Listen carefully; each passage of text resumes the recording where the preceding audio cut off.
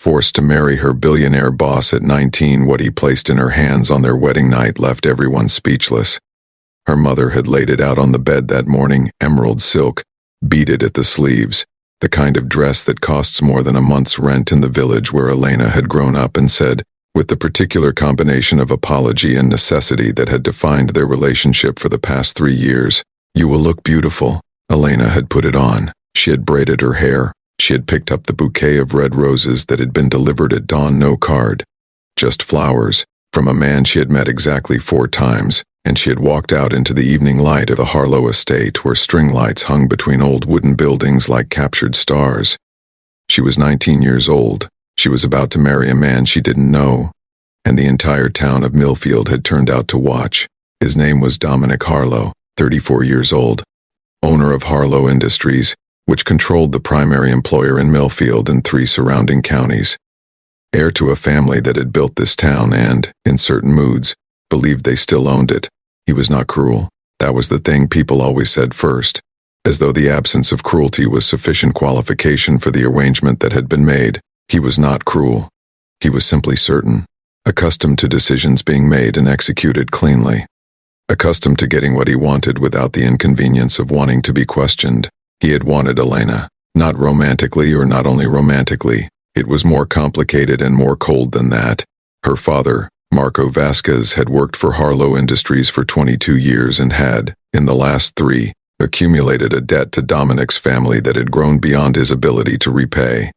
The details were financial and ugly, and Elena had only learned the full shape of them 6 weeks ago, when her father sat across from her at the kitchen table with his hands folded and his eyes on the tablecloth and explained what had been arranged.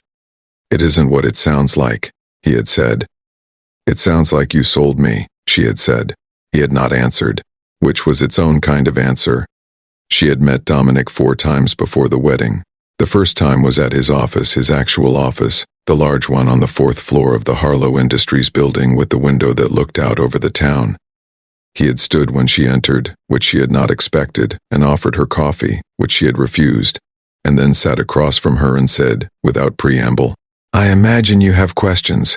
"Several thousand," she said. Something moved in his expression, brief, almost like surprise, as though he had expected tears or silence or performance, and had received instead a young woman with dark eyes who looked at him like she was calculating something.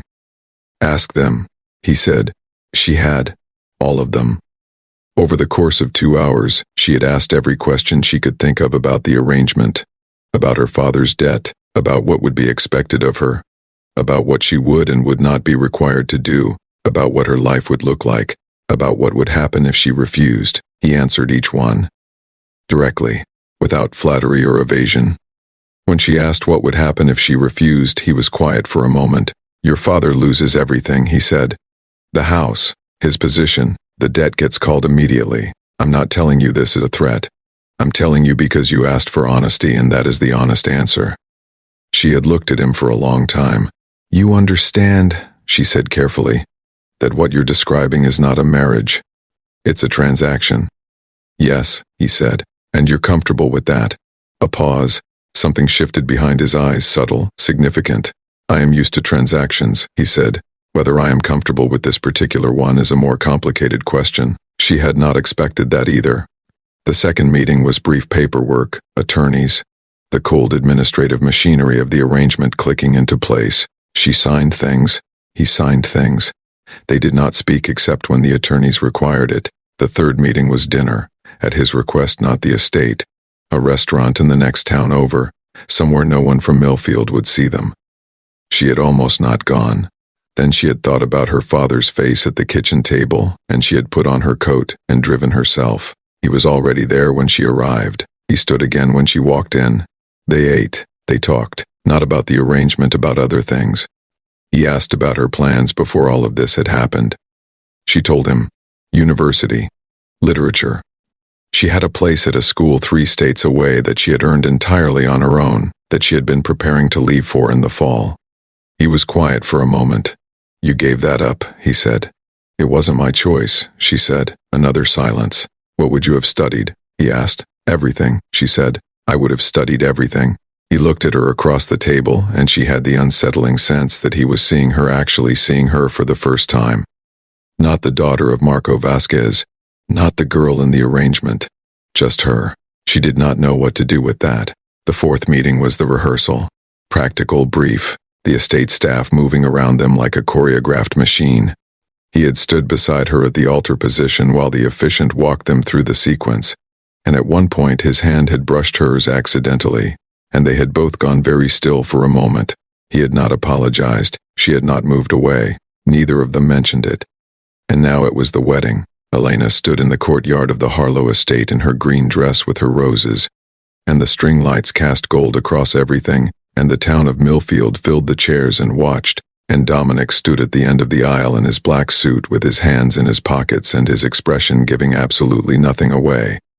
She walked. She was aware of every eye on her.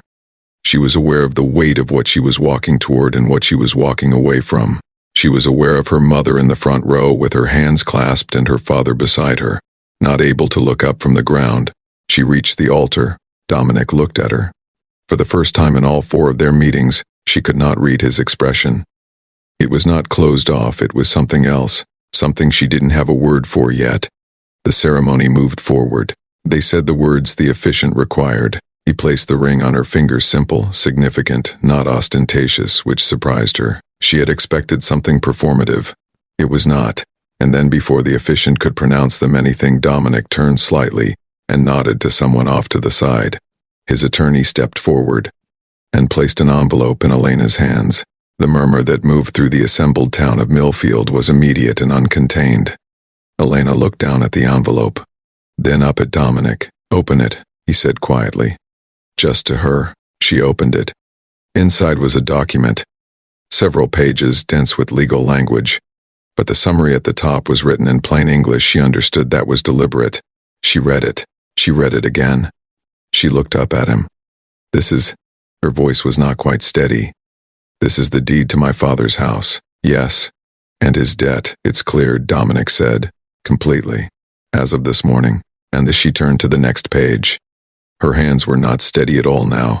"This is a university enrollment. The school I was accepted to, for the fall semester." She looked up. "You enrolled me." "I contacted them 3 weeks ago," he said. "Your place was still available. I explained there had been a family circumstance that required deferral and asked if it could be reinstated. They agreed." "I don't." She stopped, started again. "We just got married." "Yes. You're enrolling me in university 3 states away." "Yes, that's..." She searched for the word. "That's not how marriages work." "I'm aware," he said. He held her gaze steadily. "I told you the arrangement was a transaction. I did not say it had to be a bad one. Your father's debt is cleared. Your family keeps everything.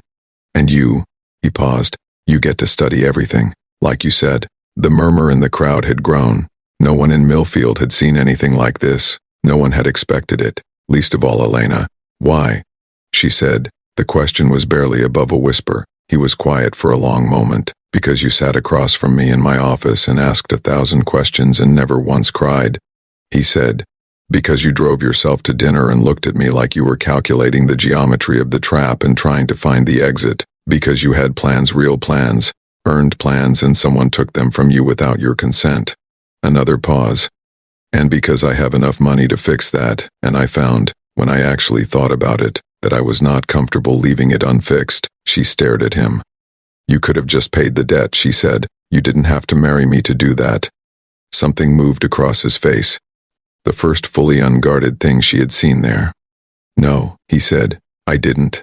The word landed between them and expanded. The officiant, who had been waiting with professional patience, cleared his throat gently. Elena looked down at the documents in her hands. She looked at the ring on her finger.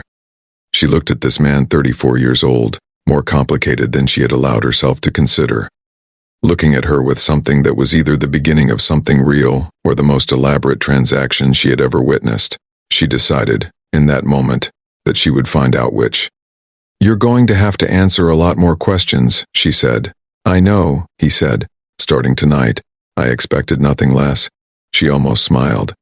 It was the first time since the green dress had been laid on the bed that morning. The officiant pronounced them married.